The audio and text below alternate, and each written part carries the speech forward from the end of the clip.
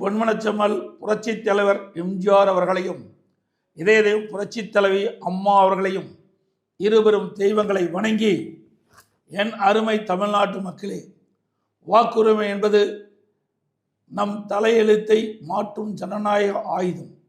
வருகிற 23ஆம் தேதி நடைபெறும் தேர்தலில் நாம் அனைவரும் தவறாமல் வாக்களிப்போம். இன்று ஒட்டுமொத்த தமிழ்நாடும் ஒரே ஒரு குடும்பத்தின் அதிகார பசிக்காக அடக்கி வைக்கப்பட்டிருக்கிறது.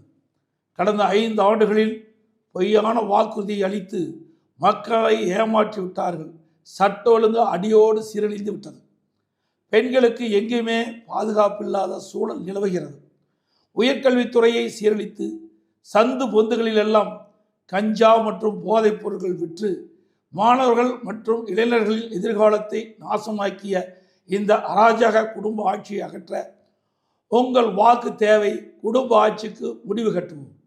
குடிமராமத்து திட்டத்தின் மூலம் நீர்நிலைகளை மீட்டெடுத்து அரசு பள்ளி மாணவர்களுக்கு 7.5% இடஒதுக்கீடு, அம்மா உணவகம் மற்றும் அம்மா மினி கிளினிக் என்று பல்வேறு மக்கள் நலத்திட்டங்களை நிறைவேற்றியது நமது அதிமுக அரசாங்கம்.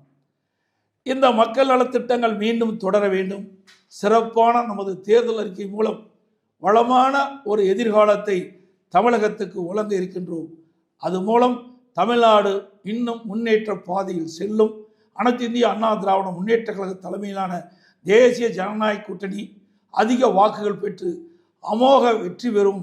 அனைத்து இந்திய அண்ணா திராவிட முன்னேற்ற கழகம் தனிப்பெரும் பெருமையோடு வெற்றி பெற்று ஆட்சி அமைக்கும். எங்களது தேசிய ஜனநாயக கூட்டணி சின்னங்களான இரட்டை சின்னம், தாமரை சின்னம், மாம்பழ சின்னம், குக்கர் சின்னங்களில் பெருவாரியான வாக்குகளை அளித்து வெற்றி பெற செய்யுமாறு அன்புடன் வேண்டி கேட்டுக்கொள்கின்றேன்.